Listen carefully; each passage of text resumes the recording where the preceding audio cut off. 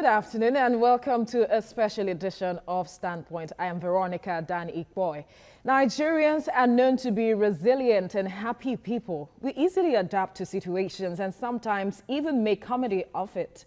2017 has arguably been a tough year for many Nigerians, from grappling with the effects and after effects from a protracted recession coupled with double-digit inflation, both of which saw the prices of goods and services skyrocketed, leaving many unable to afford necessities. Now we are faced with fuel scarcity. How much really can Nigerians bear, and for how long?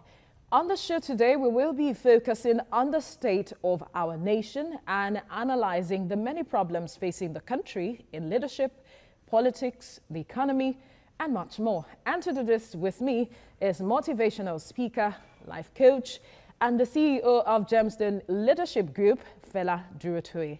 Thanks for coming on the show. Thank you very much. And let me start with saying compliments of the season to you and to all the viewers. Same to you. Yes. I'm so honored to have you on the show. I'm grateful to be here. All right, let's start this way. Since 1999, we've been practicing democracy. All of that. Some have said we've had several challenges as a democratic nation. But then, what's your scorecard for Nigeria? How have we fared? Well, I mean, I always like to put it this way. There is a particular video that was done by the United States Information Services, USIS, and it's online. And I think that I want to challenge everybody to take a look at it. You just Google it and say USIS, 1961 visit of Tafawa Balewa to the United States. He had come, the recently independent nation had just, Tafawa Balewa, our Prime Minister, was making his first visit to the US and on the invitation of President JFK, Kennedy. Yeah. And you would see the grandeur and the pomp and pageantry with which he was received by the United States. You would see people lining up on the streets, waving to this gentleman. And every time in the course of that video, you would see them say that this newly emergent nation, that is the promise of Africa. And every time I would hear that, my heart would almost bleed. For that is how the world looked at us. Looked at us 56 years ago. We were the promise of Africa. So something has changed. Something happened.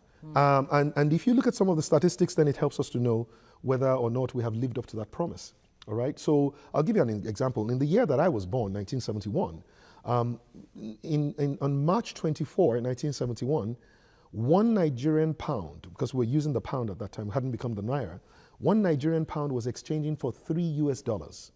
So in this country, as at when I was born, you needed $300 to get 100 Nigerian pounds.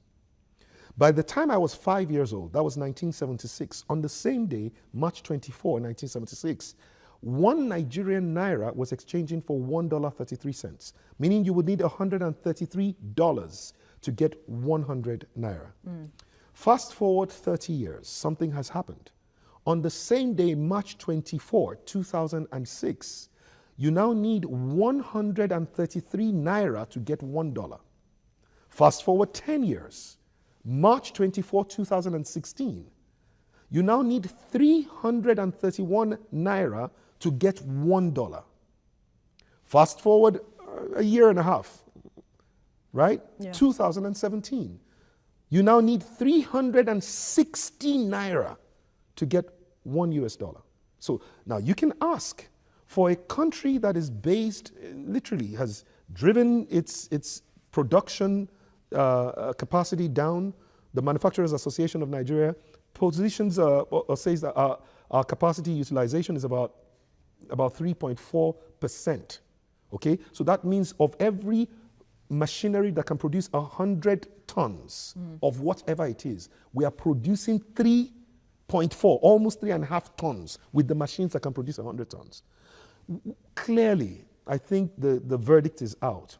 We are a nation that has great potential, but has not yet been able to turn its potential into the reality so that it can mean, prosperity for its people, it can mean prestige amongst the League of Nations and all of that. Nigeria has been a disappointment for many, and you can feel that disappointment and despair for a lot of the people. However, we have not lost our potential to be great. This is the good news. Okay, now from your explanation, you could see the decline. Yes. Over the years. Now the question that comes to mind is, what happened? Is it our vision? Is it that, what exactly happened? Is this the reason why some people say that Nigeria is a failing state, and some have said it is a weak state? Okay, so before I talk about and just touch on weak and failing, you touched on something that is absolutely critical, and that is the fact that is it a vision problem? Because at the baseline, in one way, yes, it is a vision problem. Nations are like houses. They have to be built. And they are built, while houses are built by carpenters, plumbers, masons, painters. Nations are built by nation builders. But like every other house, you build a house only after you have seen. There must be an architect that sees the house, blueprint, that says, this is the kind of house we're trying to build. It's a bungalow, it's a 4-bedroom house, it's a this, it's a that. And then they lay out the blueprint so that they know where the sitting room is and then where the toilet is. So the plumber does not put a water system or a toilet seat in the sitting room. They will put it where it's supposed to be. So everybody knows what they're supposed to do. And I think that, yes, you've said this. What is the vision for Nigeria? And has there been one? So there was a vision, no doubt, before independence. There was a vision by a generation that I call the generation of liberation. And that vision was that there will one day be a day that we will govern ourselves. So Independence Day was a very clear vision for the generation of liberation. But when you listen to the speech, and it's online, you can Google it. Prime Minister Abubakar Tafawa Balewa gave a very interesting speech on Saturday, the 1st of October, 1960. And it was very interesting that if you listen to that speech, he kept on talking about, I would like to say thank you to all those who have worked with us to come to this point. I would like to say thank you to the Queen. I would like to say thank you to this. But whilst everything he was saying was how we got here, and anybody can challenge me on this, it's online, I didn't see, or I wasn't born then, but I've read through it, I've seen through it, there was no speech on where we are going from here. So when you talk about the dreams of our founding fathers, well, we don't have dreams documented. So there was no vision. So there was no vision. And every time there is no vision, well, if you have provisions such as power or budgets to work with, every time provision does not meet vision, it will lead to wastage and corruption. And so that's why you see that people who worked so hard all across Africa to get independence, when they got independence, they didn't have a vision post-independence, therefore they didn't know what to do with the providence of power, the amazing resources, they didn't know what to do with it.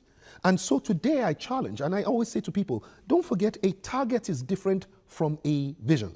A vision is a desirable picture of a beautiful future that everybody wants to be a part of.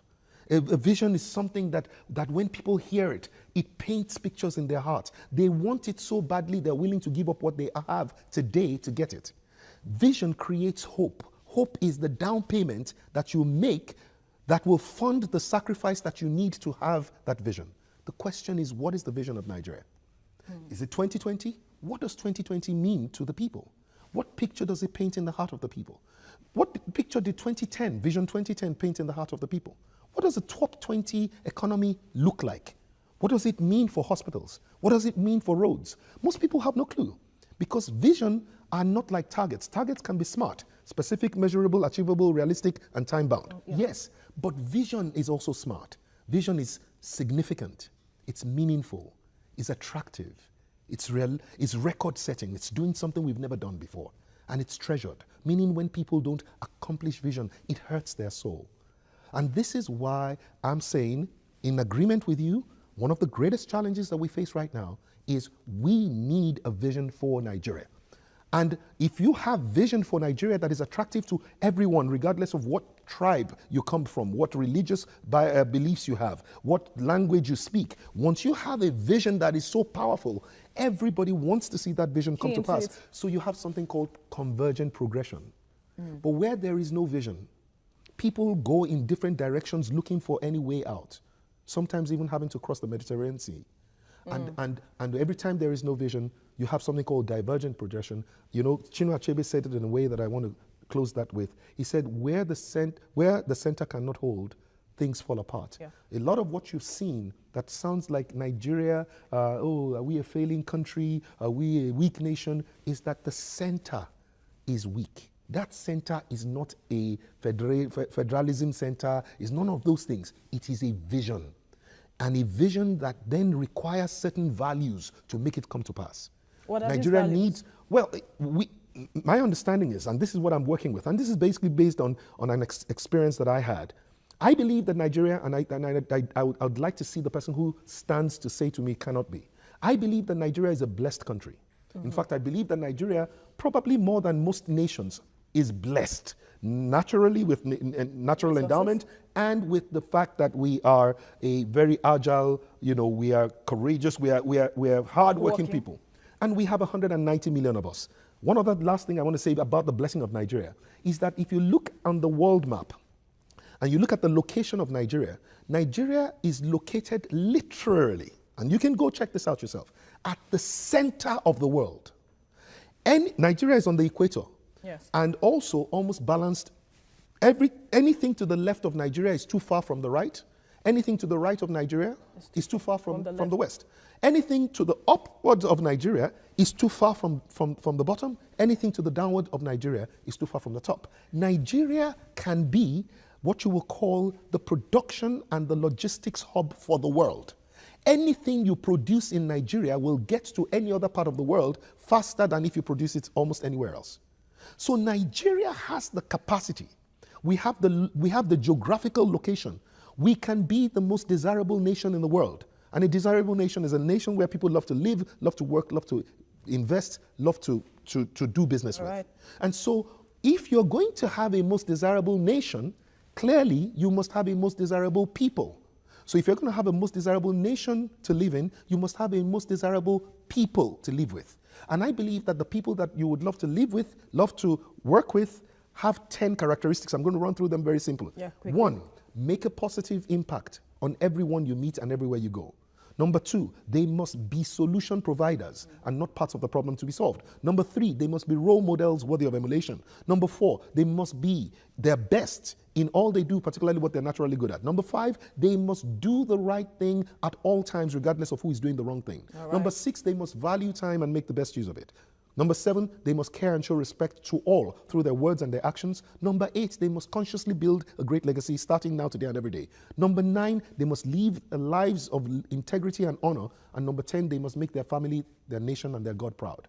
These are the things that you and I want for our spouses. We want it for our children. We want it for our colleagues. We want it. The question is, can we live like this? Absolutely. Is there any religion that goes against these values? No. Absolutely not. So then... So we have a vision. If we decide to live and say we want Nigeria to be the most desirable nation, and we have a value system that is integrated at all levels, ethnic, tribal, and it brings us all together, and we can make it happen. But through the years, like we have you have noticed, or noted rather, every political year, everybody that comes up to be one thing or the other comes with some, let's say, a vision, so to speak. Okay, I intend to do this. This is my focus for my government. Hold on. And then people want to key in because that is what they want to see. For instance, this government came in with the plan of fighting corruption and then tackling security issues and all of that, creating employment. No, not all of that. And creating employment. How? When did we hear a plan though? Was there a plan? Was there a plan? Yes. They should have had a plan. Did we ask for the plan? Did we ask for the plan? No, that's didn't. The next. That's it. But then I'm headed somewhere. Please go ahead. Now, each government that comes in comes with a vision, so to speak, what they intend to do, and everybody keys into this to vote and whatever happens. But then the political will, that is where I'm headed next. Absolutely. You have a vision that this is what you intend to do. Then the political will, because everybody wants, Nigerians, let me stop using the word everybody. Nigerians want a system that works. That's simple. You're so right. So what is the problem? Marrying our vision with the political will. Is that, okay, you noted that, okay, maybe there was no vision. But then every political year, we get to see different visions that are coming. And then what happens to making things work? You promised, and then we are not seeing anything happening. Okay, so I'm going to try and make it as simple in my understanding as what I can. The capacity to be able to make any promise come to pass is going to be tied to what I call good governance.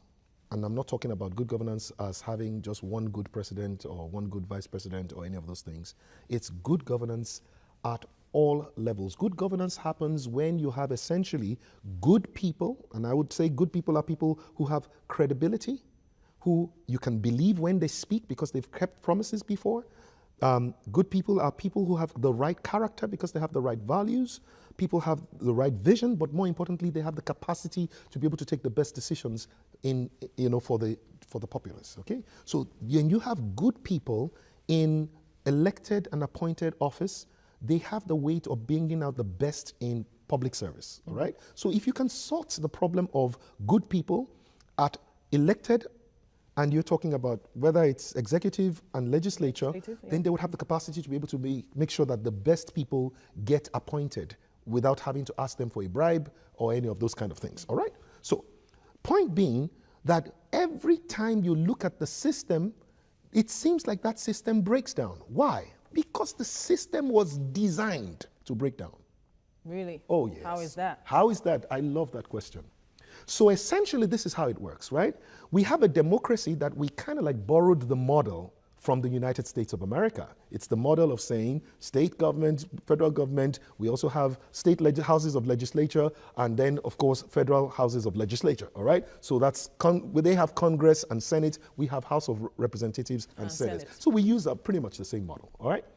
But in the country where we borrowed our political model from, right, the people who are members of the party go to the ballot box twice.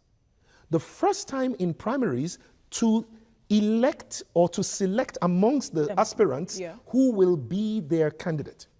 The delegates don't have any power in selecting the candidate. They only represent whatever it was that the people said were their selections. That is how a Barack Obama emerged over the establishment favorite Hillary Clinton. Because it was the people, not the party, that decided who it was that would represent the party.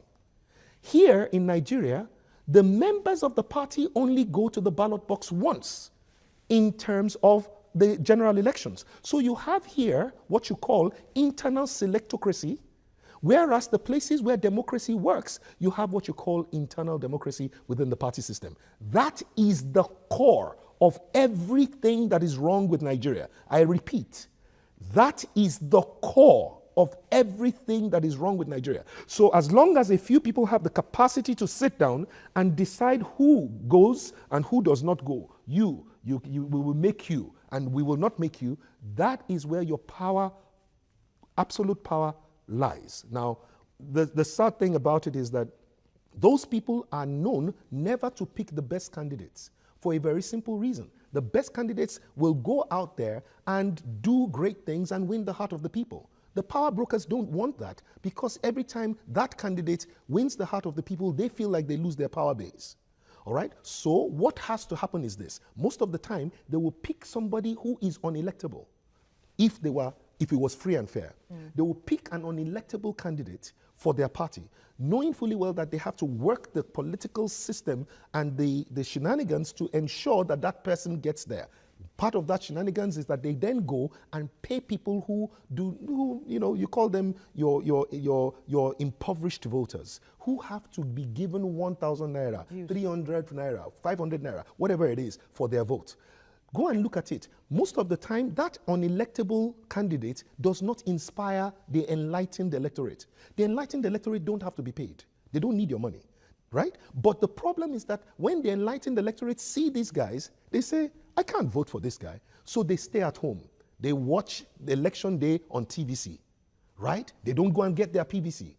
And the power base loves that.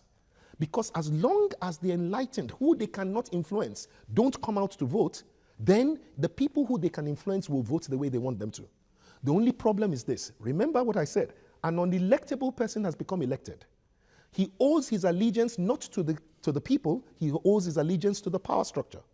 Number two, the power structure funded that election, so he has to pay it back.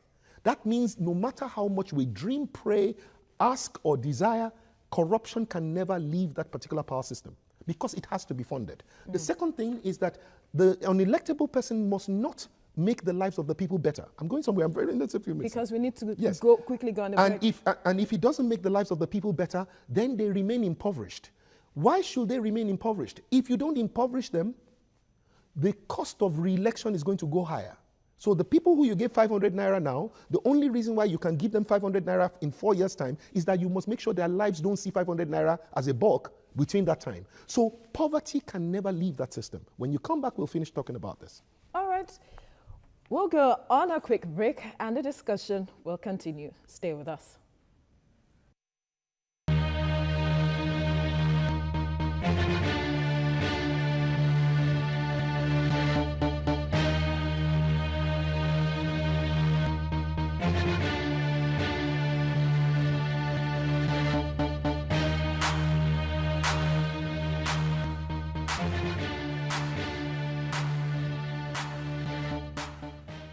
Well, you're still watching Standpoint, and we still have in the studio motivational speaker, life coach, Fela Durotoye. Before we went on break, you were trying to break down why you feel or think that where we find ourselves is a deliberate attempt. Oh, no, let me be clear. Bad governance is a natural outcome of the current power structure that we have today, where a few people essentially have arrogated onto themselves their special interests above the interest of everybody else. And what they've done is to say, listen, we will be the ones to choose who has the right to dream about serving their people, who has access to the platforms, and we're going to be the ones to control that. And once they control that, I said to you, it is impossible for corruption to leave because it has to be funded by that system. Yeah. It is also impossible for poverty to leave because they have to keep the people impoverished for them to keep the cost of re-election low. But there are also two other things that can never be fixed. Education can never be fixed. Why?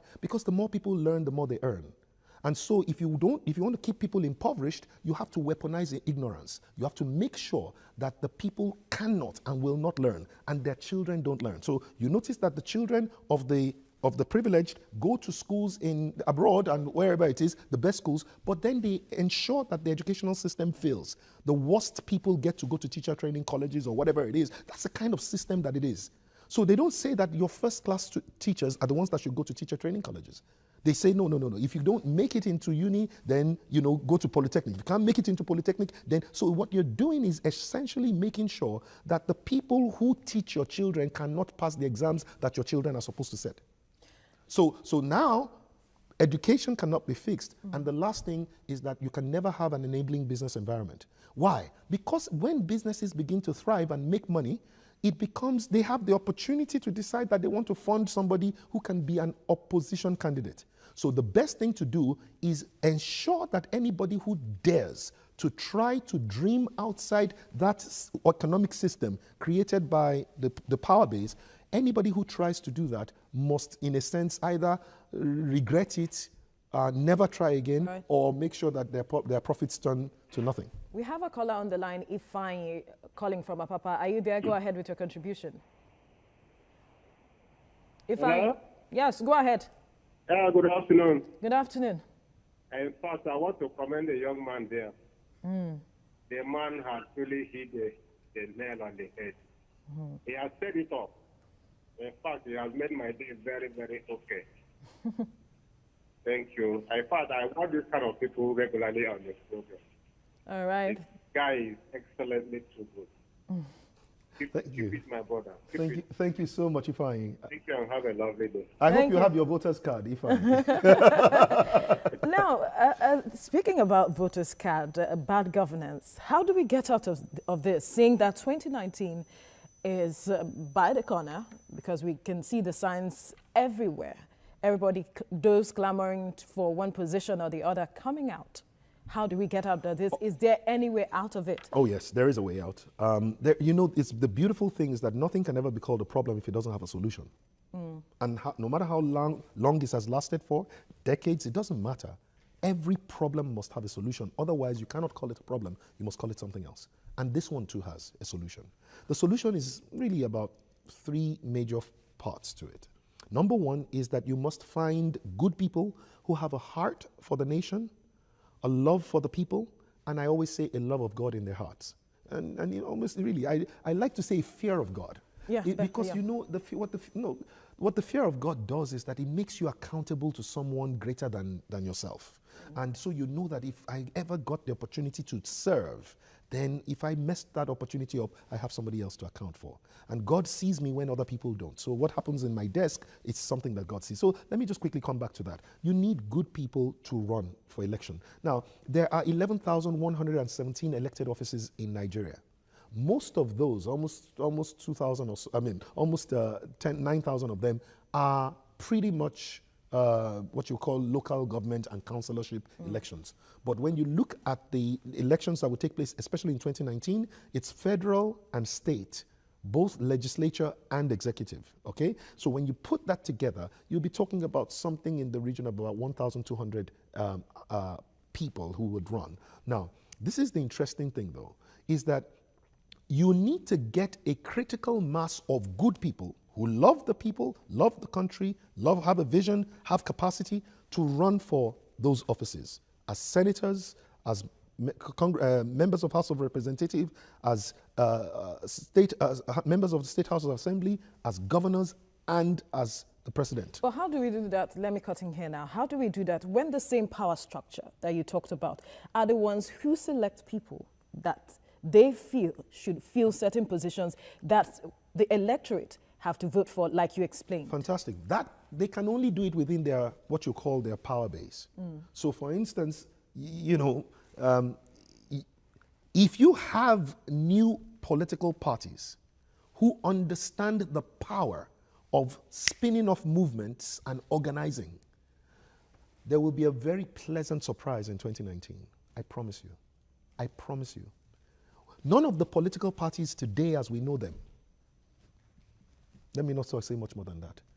There is a wild card, at least one, maybe two, of parties that at least one, maybe two, of parties that understand what is called time and chance. Where are who are these parties? Because well, what we know, we have two up. major political parties that Nigerians know about. Yes. So these other parties are not pulling their weight as much as some of them may have just been registered.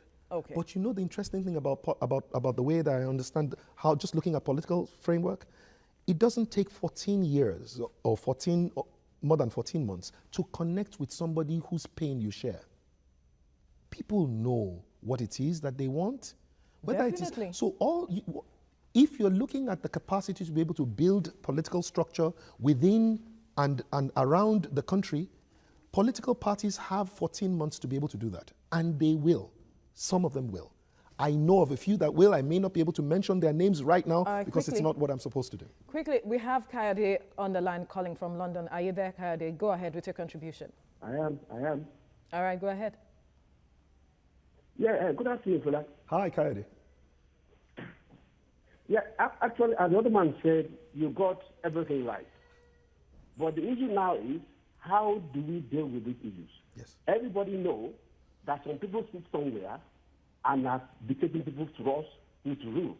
That's no reason they don't want people outside the country to participate in the election. Yes. How do we get out of this dojo?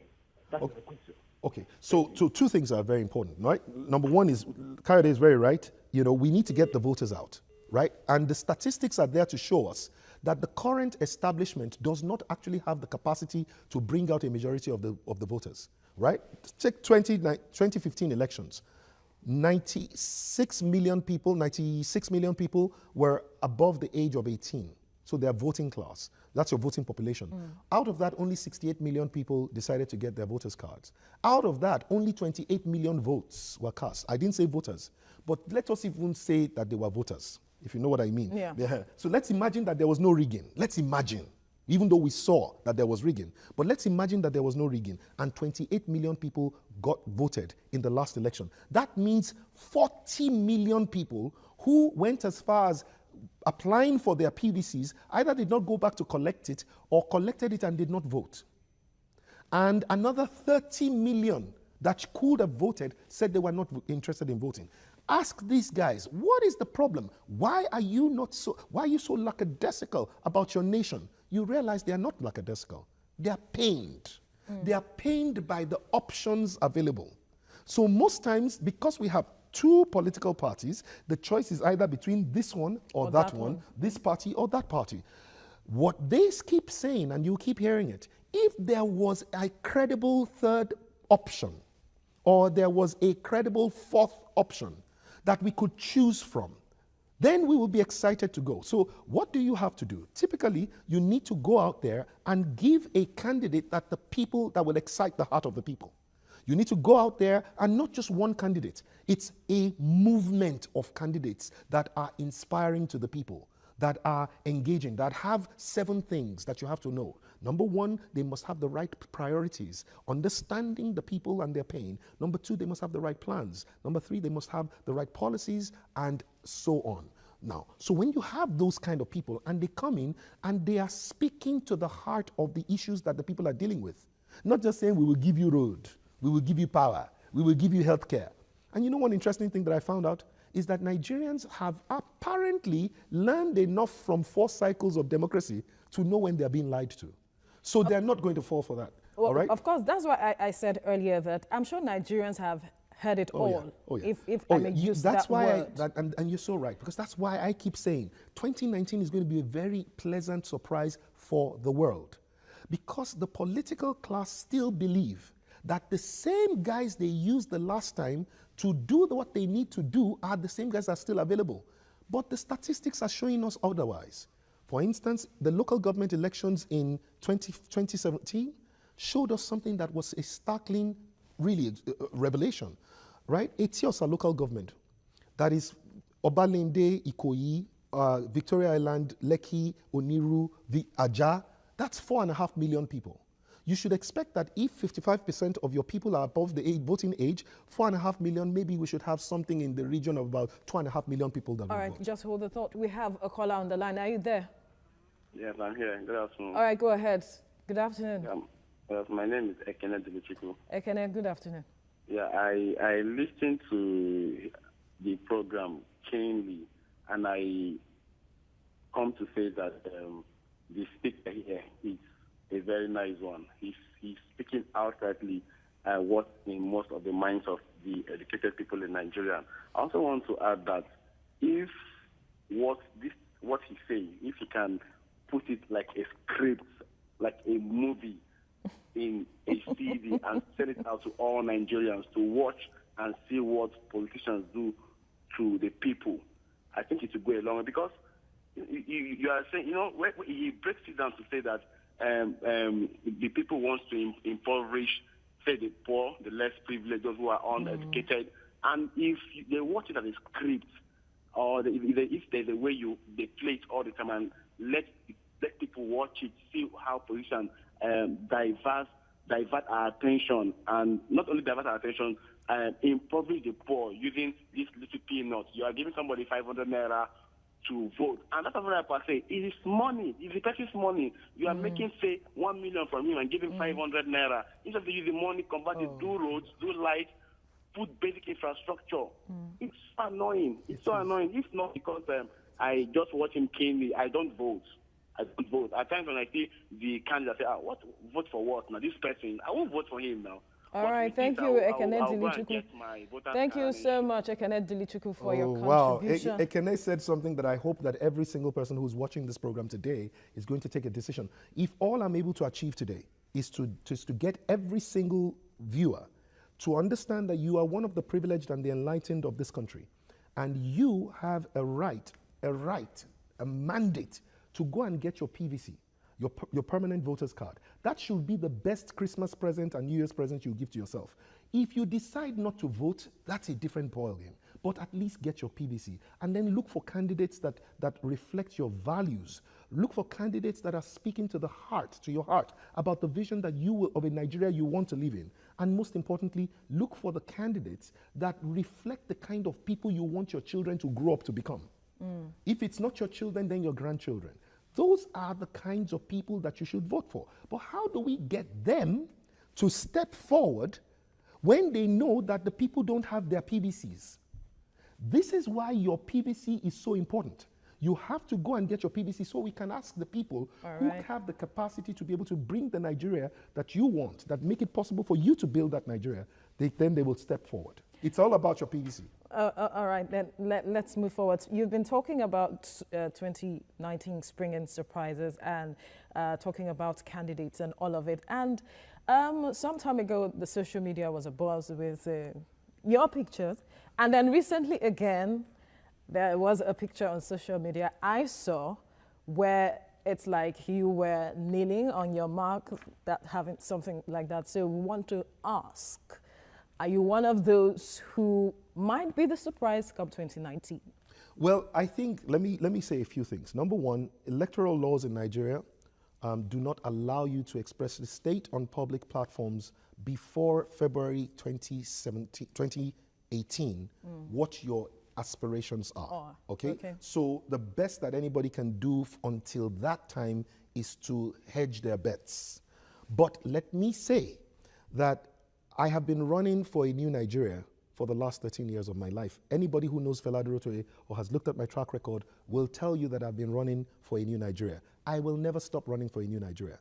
However, the platform that we can use, well, I've used the NGO platform, I've used for business platform, I've used every kind of platform to run for Nigeria, for the new Nigeria. A new Nigeria where things work, a new Nigeria where everyone can work to make things work. But this is the point.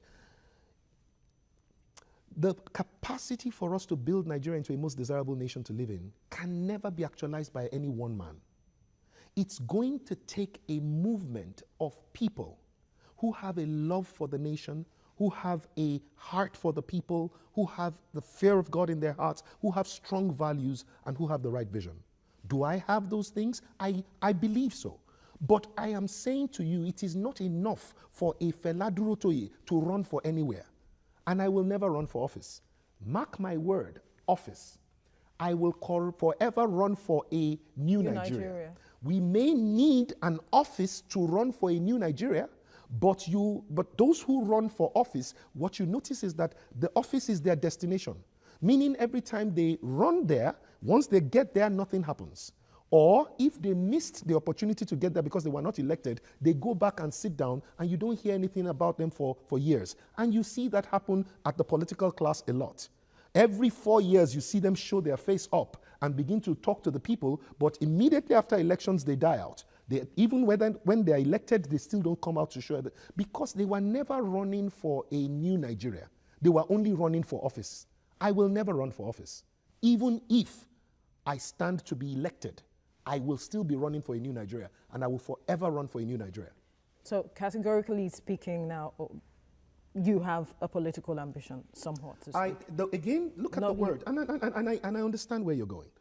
The word ambition is a personal picture of a benefit that accrues to you, right? People who know me will tell you that Fela has never had ambition in his heart. They would say to you, it's true. They would say to you, now it might be difficult for some people to believe. They would say to you, I have always said, if I ever ran for office, I will not get paid. And I have made an oath with my God 2 times on 2 oaths. The first oath is that if I ever slept with another woman apart from my wife, I should die before I can penetrate her. The second oath is that if I ever steal from Nigeria 1 kobo, I should die before the sun rises the next day. So there is no benefit that any office can give me. I cannot even collude with someone to defraud Nigeria if I was president, because I will die the next day before I can spend the money. Because of what you have. So there can be no ambition for me. Any kind of aspiration for a new Nigeria that requires an office is a responsibility to serve. And you are going to be serving people some of who will abuse you, some of who will not appreciate you, and yet you will not get paid and you cannot steal. All right. Let's quickly go on this break and return to talk more on Standpoint. Stay with us.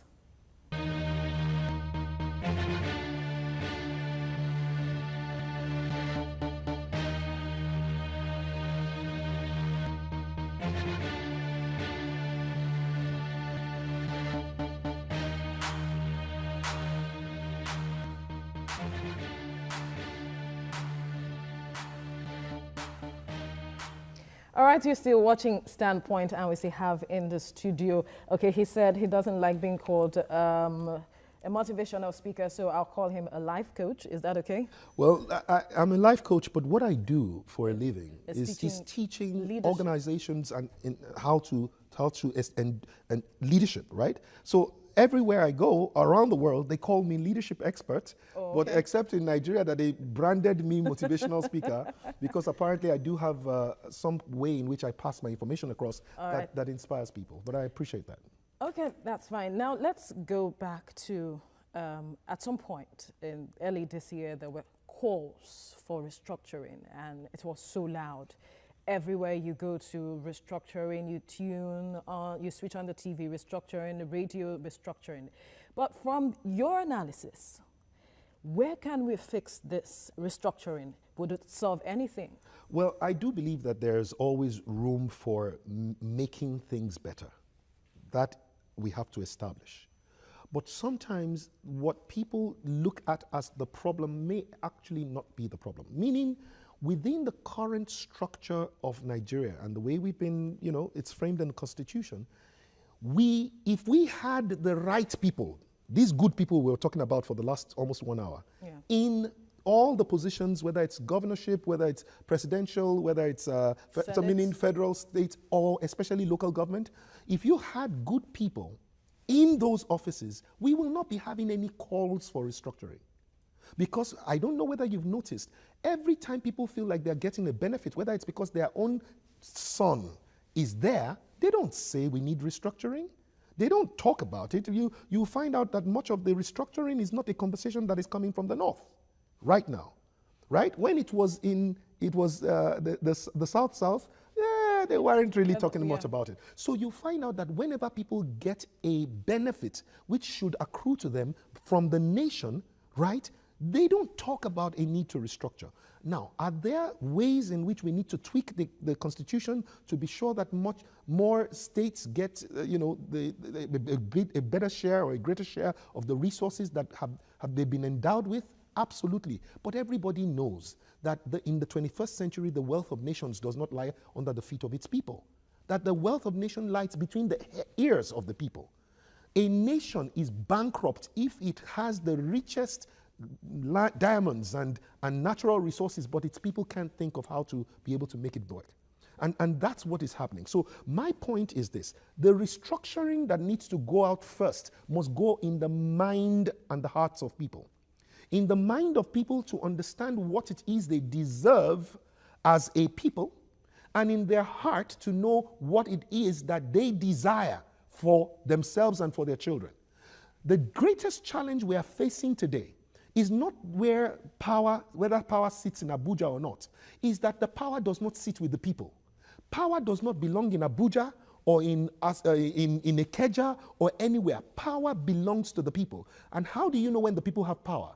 They hold those who they elected accountable.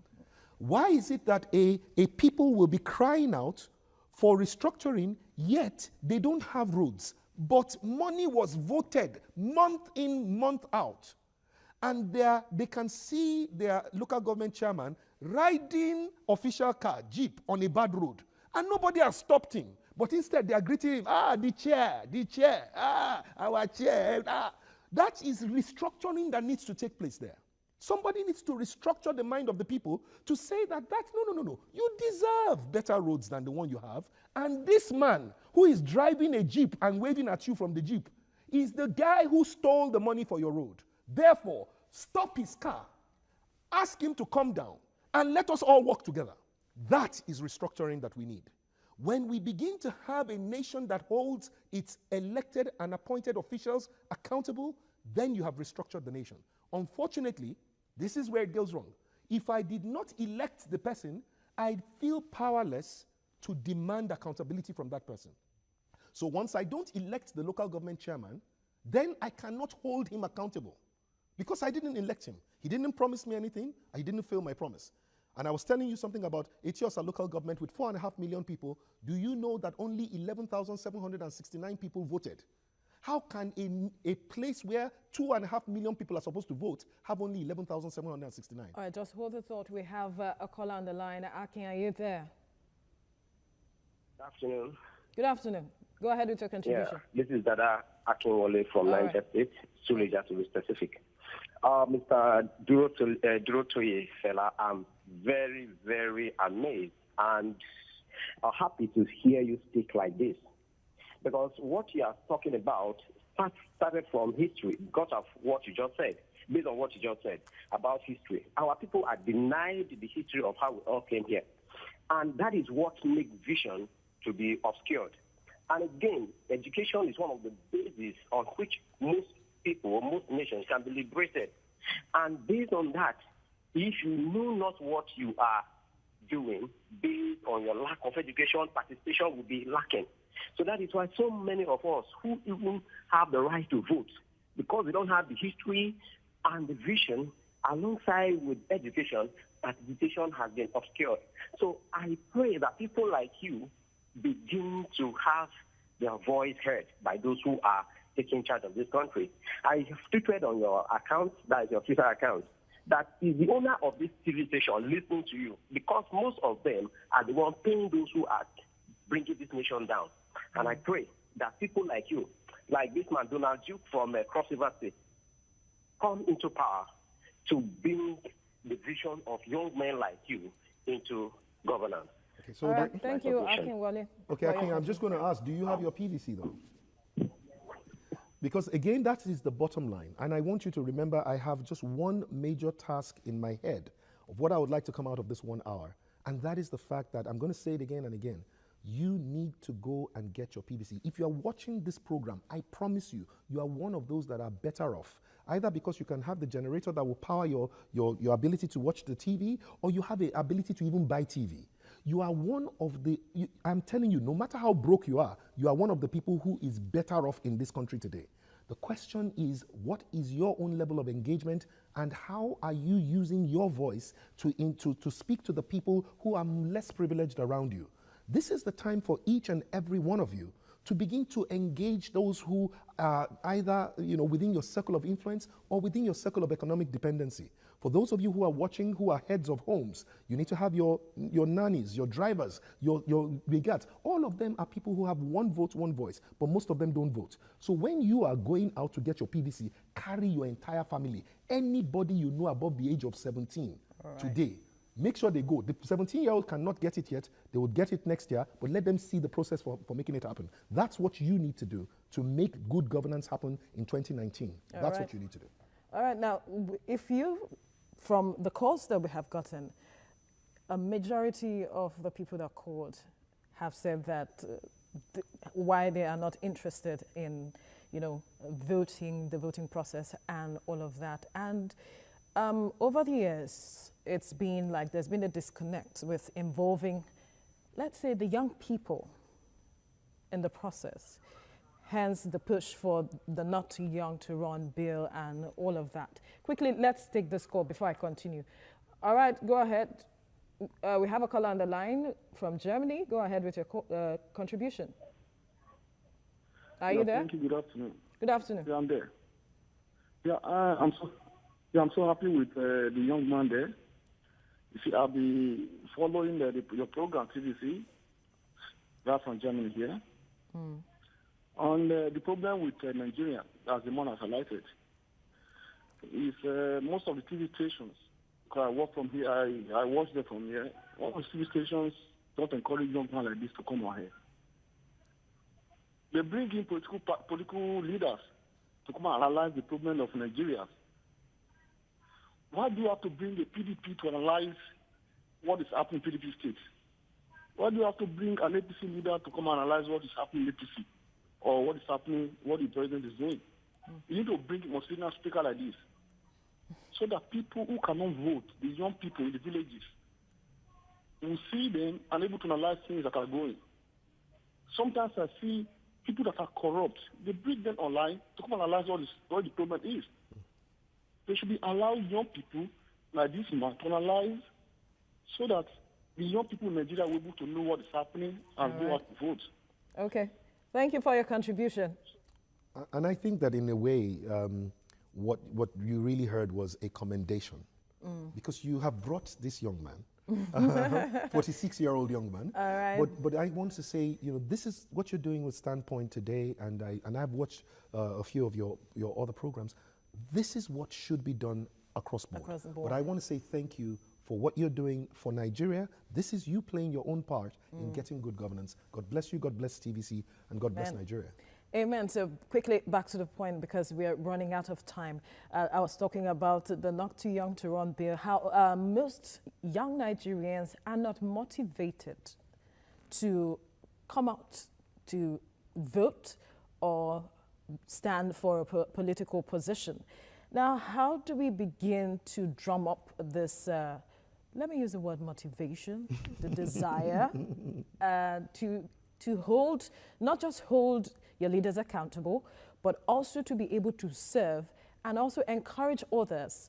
There are a lot of you out there who also doing great things like you are doing, but then their voices are not really being heard in, let's say, the creeks, those areas that need to be touched for them to really know that we need to come out, we need to not sit back. Well, so you're right. I mean, I think that Nigeria is blessed with so many brilliant young minds, strong, agile, articulate, people with capacity. We've sent some of our brightest and best into the best schools in Nigeria and outside Nigeria.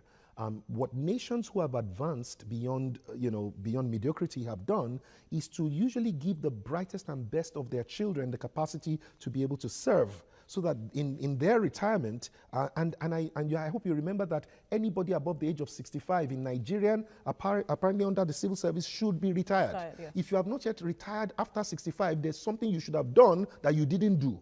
But let's leave that at that point. The point, however, is that a lot of the young people lack two things. Number one, they lack preparation, and number two, they lack platforms. And I think that that's part of what I'm doing. And the last thing is, when I say preparation, they need to be trained on how to run, they need to be trained on how to win, and they need to be trained on how to deliver. The last thing, they need to be given platforms that nobody can choose to tell them, you go, you'd stay. I mean, many young people in the last local government elections, bright young men, were told to go and sit down, haven't spent so much engaging the people. Wow. So bottom line is this, the young people need the platforms and they need the preparation. We are trying to prepare them. We have a program called Leadership Census, and people can tune into my Instagram and all of that. But most importantly, they need somebody who looks like them that is going to step forward. We've run out of time. I must thank you, life coach and CEO of Gemstone Leadership Group, Fela Durotoye, for your time on Standpoint. I am grateful to be here. God bless you. Compliments of the season to you all. Well, it's a wrap on the show for today. Thanks for watching. Remember, you can watch a repeat broadcast of the show tomorrow at 7 a.m. on this same channel. I am Veronica Danikboy, and here's wishing you a Merry Christmas. Bye for now.